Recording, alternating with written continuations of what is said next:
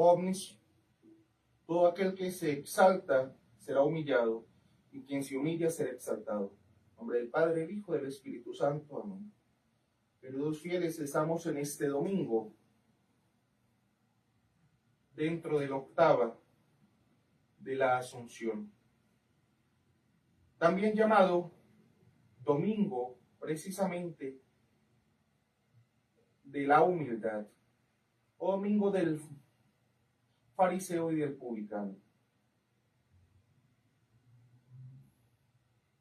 La escena que se abre en este domingo de hoy es una de las más instructivas que se representa en el interminable campo de los sagrados evangelios. Las personas que hablan en ella son tres: la suma verdad, la suma mentira y la profunda humildad. La suma verdad habla en Cristo, la suma mentira en el fariseo y la suma humildad en el publicano.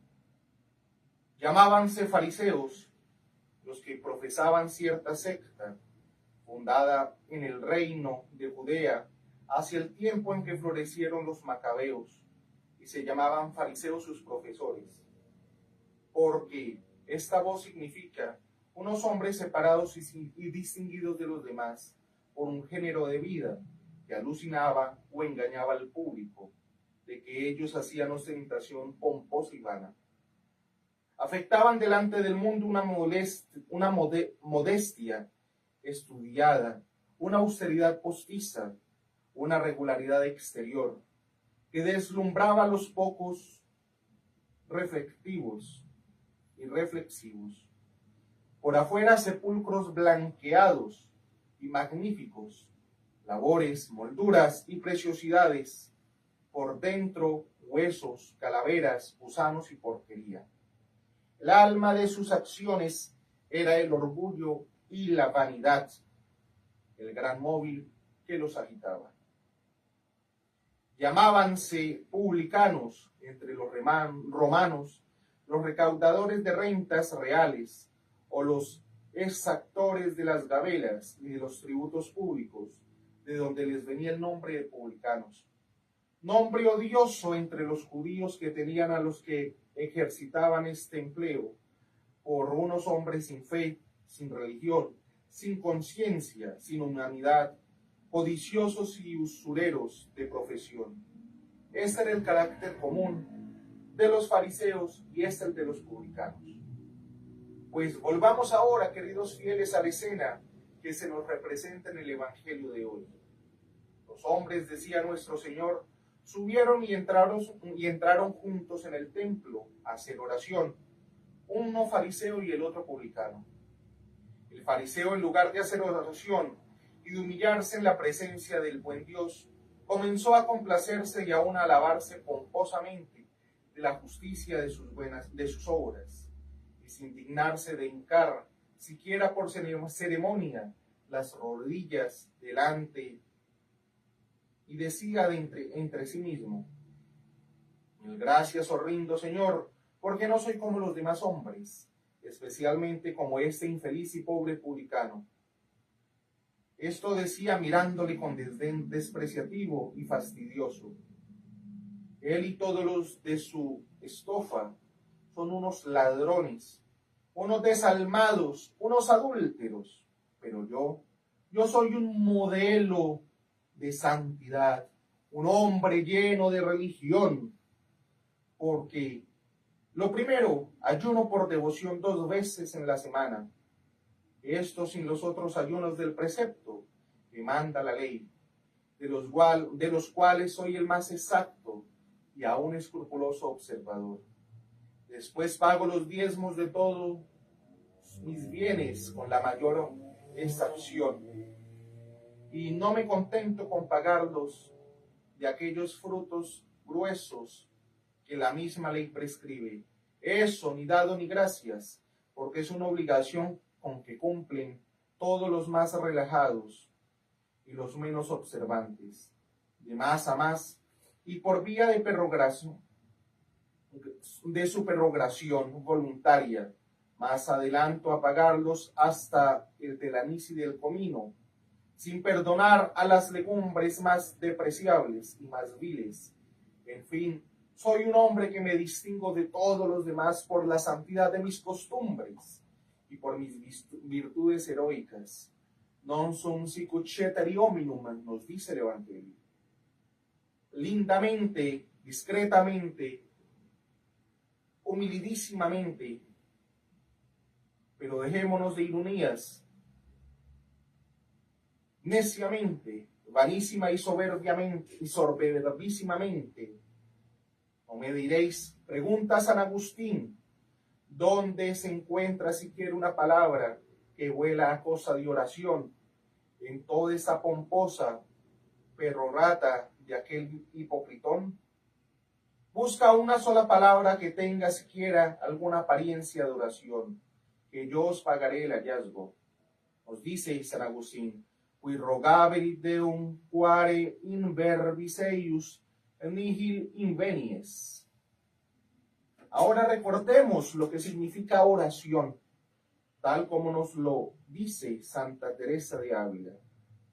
La oración es un comercio de amistad entre nuestro buen Dios y el alma humana, que se humilla delante de Él con todo su corazón y empieza ese comercio de coloquios, ese comercio de acciones de gracias, ese comercio precisamente que hay entre un amigo y otro, entre un siervo y su Señor.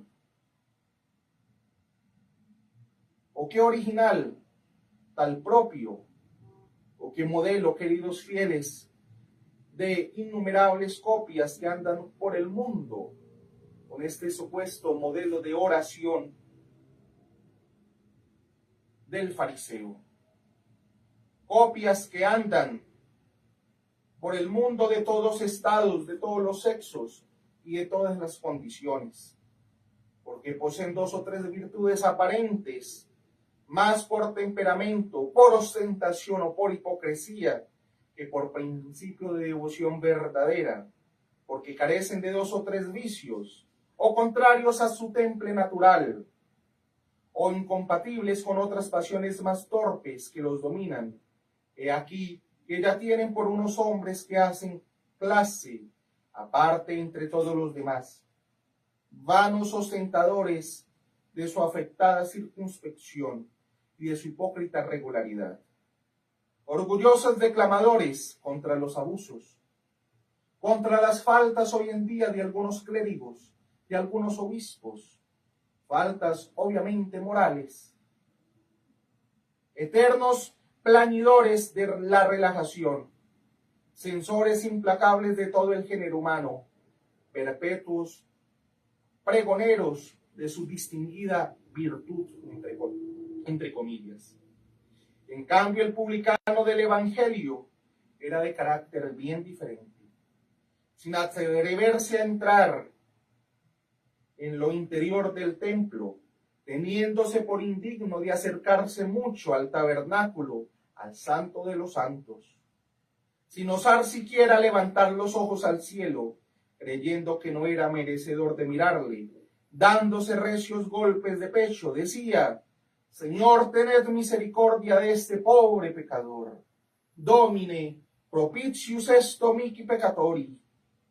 Nótese de paso que antigua es la costumbre de herir el pecho y de golpear el pecho con la mano en testimonio o señal que está herido el corazón con el dolor y con el arrepentimiento.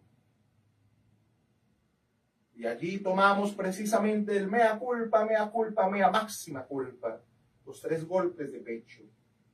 La conclusión de esta escena, nos dijo nuestro buen Señor Jesucristo, fue que el fariseo salió reprobado por su orgullo, y el fariseo salió justificado por su humildad. El primero quizá entró en el templo con menos pecados que el segundo, pero el segundo salió del templo con más gracias que el primero, porque todo aquel que se ensalza será humillado y todo aquel que se humilla será ensalzado.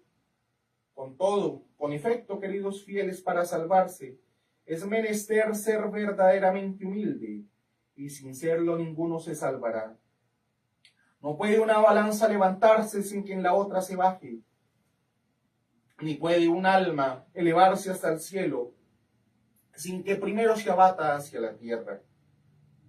Hay en el cielo innumerables santos que no fueron mártires, muchísimos que no fueron vírgenes, no pocos que no fueron ni muy penitentes ni muy contemplativos, pero ninguno que no fuese muy humilde. Esto ni lo hay, ni lo puede haber. Es decreto irrevocable del único que abre aquellas celestiales puertas, y es condición indispensable para que las abra.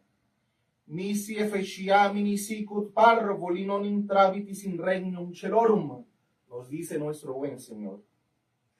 Desengañaos, que mientras no os hiciereis tan pequeñuelos y tan humildes como unos parvulillos, no entraréis en el reino de los cielos.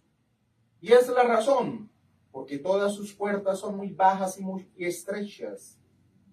Acta via est que ducit ad vitam, con que no caben por ellas ni los que se ensanchaban, ni los que se esponjan, ni los que se engríen.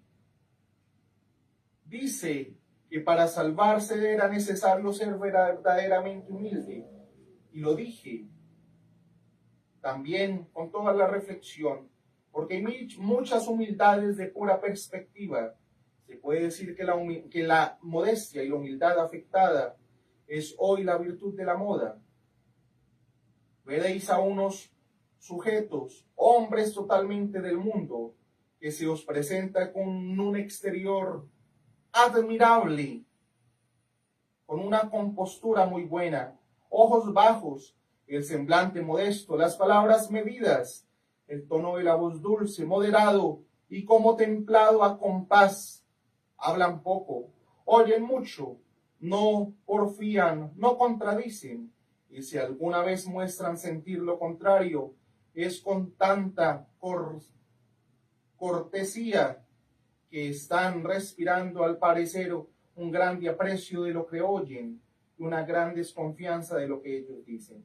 Si el interior correspondiera al exterior, no se podía imaginar cosa más humilde, pero habíais de verlos en el corazón, o habéis de oírlos cuando hablan con libertad, o cuando se manifiestan sin rebozo y sin hacerse violencia. ¡Qué glosas!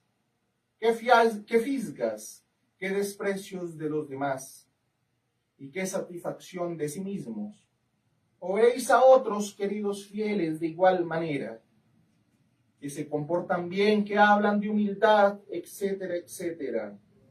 Pero al analizarlos internamente y al analizar la manera de hablar, se lo pasan criticando a los demás, se lo pasan hablando del clero, se lo pasan creyéndose superiores a todos ellos,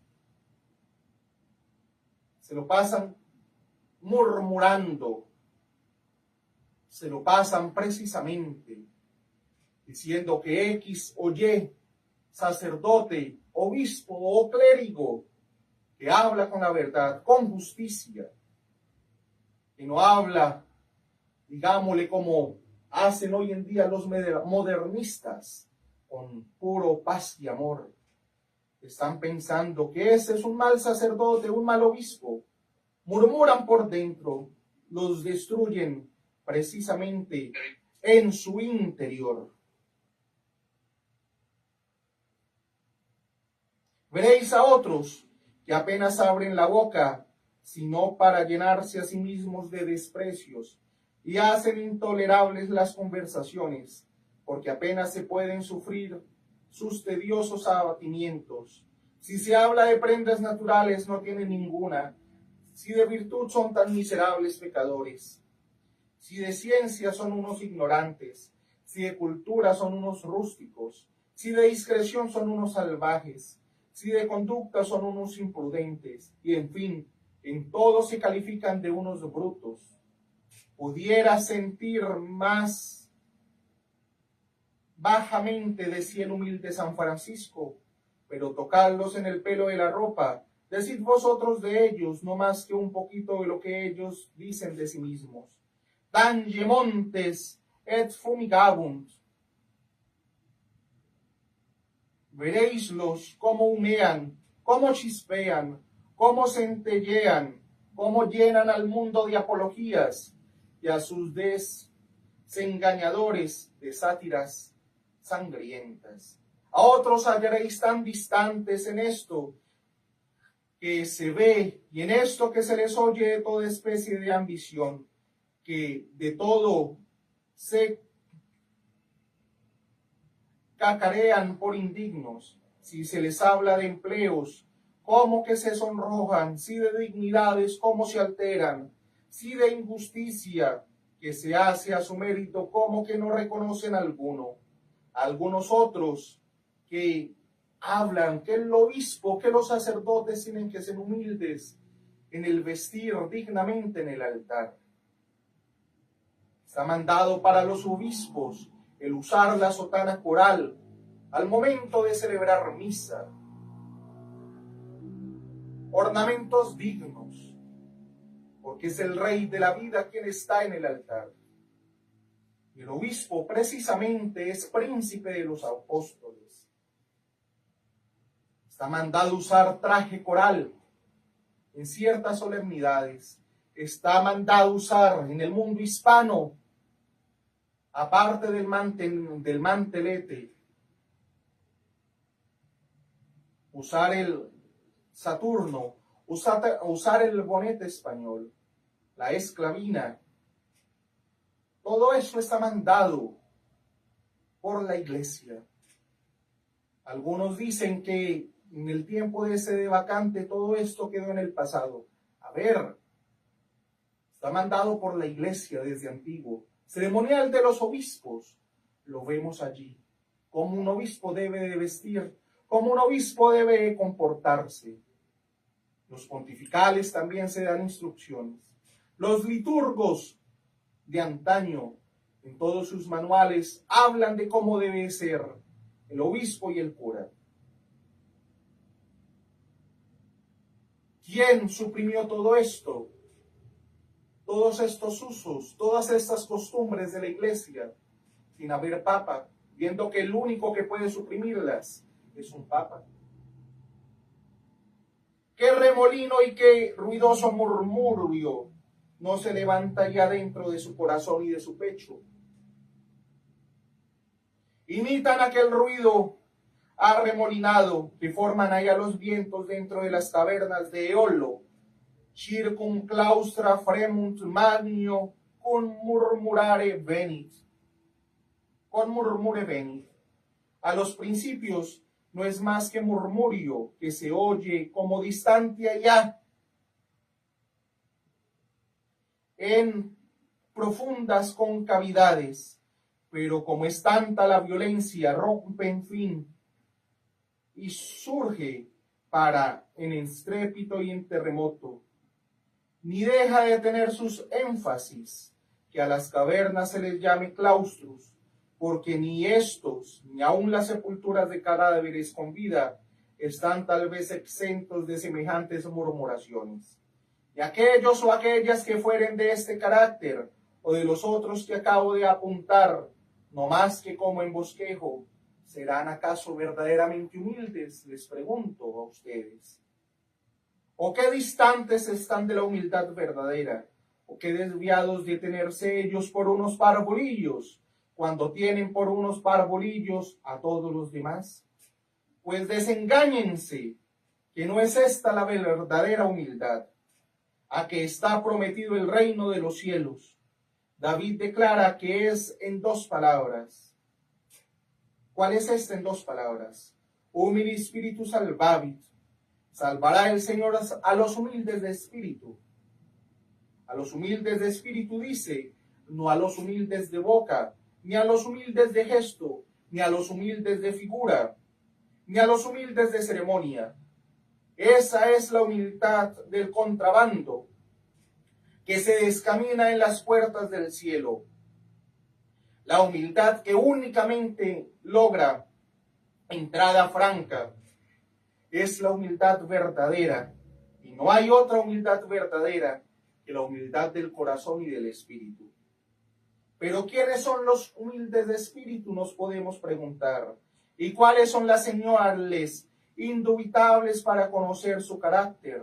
No hay otras, responde el ángel de la teología Santo Tomás de Aquino, sino el amar la humillación y a lo menos recibirla con dulzura y con paciencia cuando el buen Dios y Señor no las envía.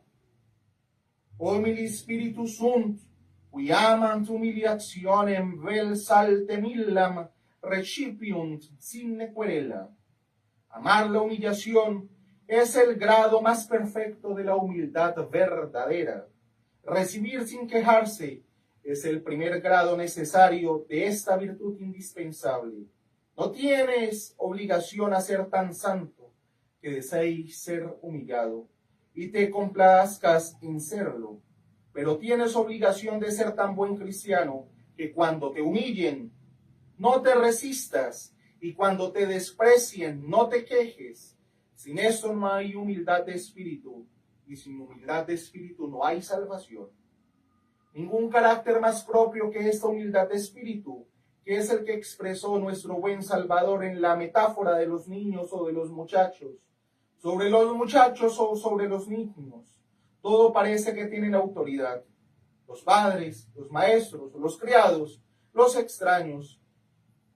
En siendo grande cualquiera, parece que pueden reprenderlos, reñirlos, castigarlos, decirles cuanto se les antoje.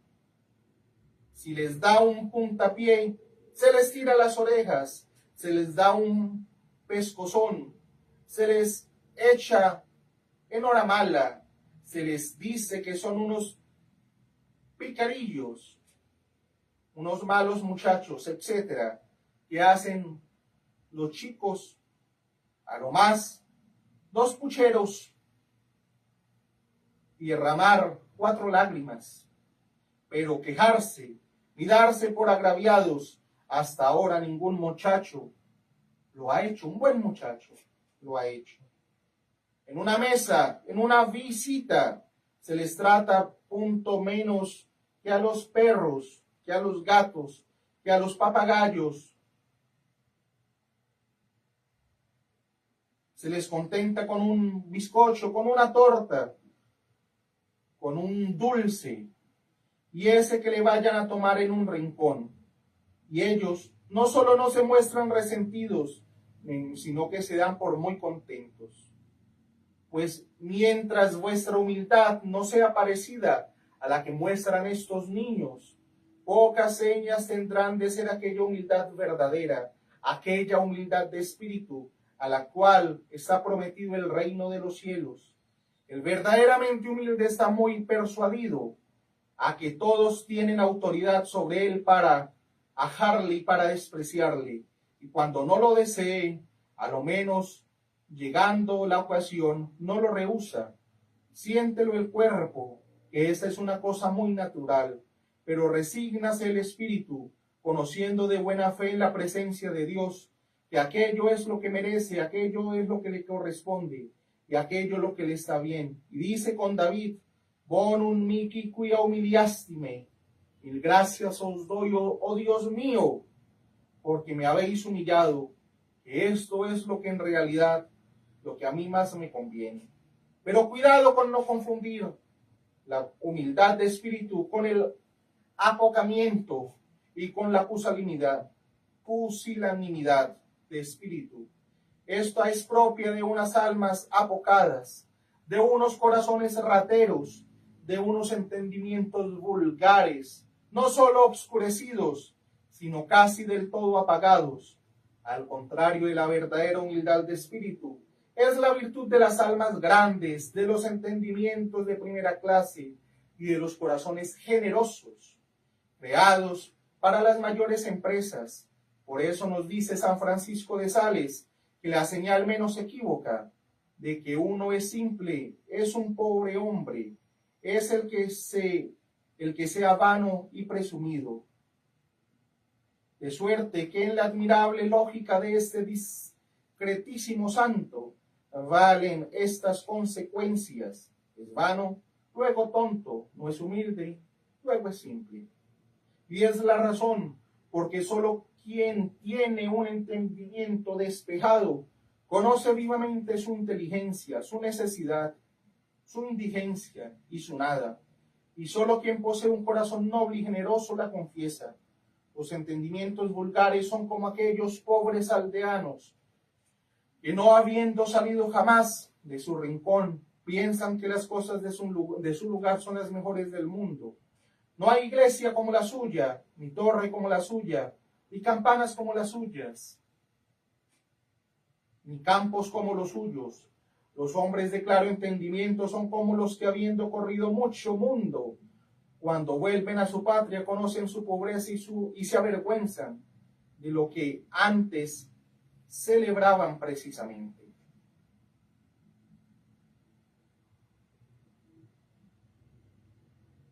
Cuando vuelven a su patria. Ninguno lo explicó como Jeremías. Todos saben que este fue el más discreto, el más elocuente y el más iluminado de todos los profetas. Sus profecías son las más nobles y las más claras. Su estilo es el más elegante y el más culto. Su celo el más ardiente y el más constante. Mereció toda la confianza del virtuosísimo Josías. Despreció valerosamente la persecución del impíísimo Joaquín. Hízose amar y aún respetar hasta el del bárbaro Nabucodonosor. ¿Y qué decía que sentía de sí este gran hombre, el mayor quizá que entonces había en el mundo?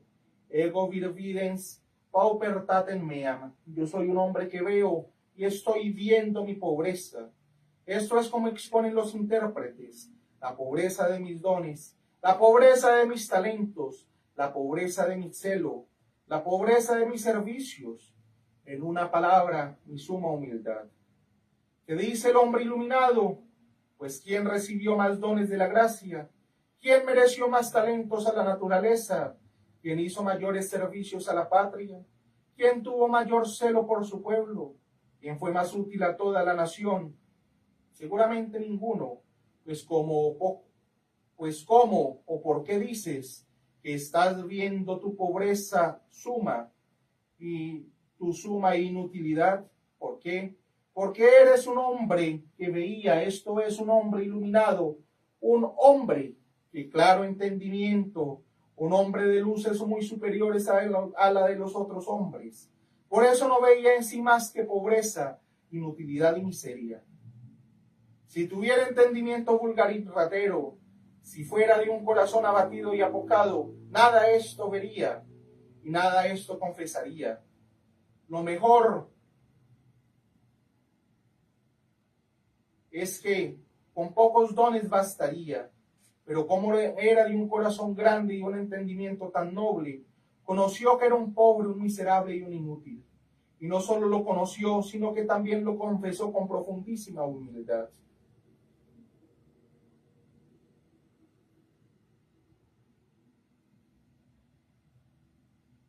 Quid superbis terra et cimis? ¿De qué te ensorberbeces, de te que engríes, polvo anticipado y ceniza en figura de carne? Ciertamente no hay motivo mayor para nuestro abatimiento como nuestro propio orgullo. Nada nos debe humillar tanto como nuestra misma soberbia. Y será posible, Señor, que a vista de tantos motivos de humildad, nos ha de costar trabajo ser humildes y serlo a vista de un Dios humillado, para curar nuestro engreimiento. Podré poner los ojos en nuestro buen Dios crucificado por mí ¿Y podré todavía ser soberbio? Debemos de preguntarnos, queridos fieles. Ah, mi Dios, que mi conducta está clamando que no solamente puedo serlo, sino que efectivamente lo soy. Pero todo lo espero de vuestra misericordia. Vos me mandáis que aprenda de vos mismo a ser humilde de corazón. Dicite a me, qui amiti sume tu mi discorde. De corazón y no de perspectiva, de corazón y no de ceremonia, de corazón y no de palabras. Haced, Señor, que lo seamos con vuestra gracia, para que entremos en el reino de la gloria. Juan Mici et vobis. Pidamos pues, queridos fieles, a Nuestra Señora de la Santa Esperanza, patrona de nuestro oratorio, que ella nos permita humillarnos profundamente, que ella nos permita llegar algún día a la patria celestial. A través de la humillación de nuestros sentidos, a través de la humillación de nuestros sentimientos y a través de nuestra sumisión total a nuestro buen y amado Dios, que dio su vida por nosotros en la cruz. Nuestra Señora de la Santa Esperanza ruega por nosotros.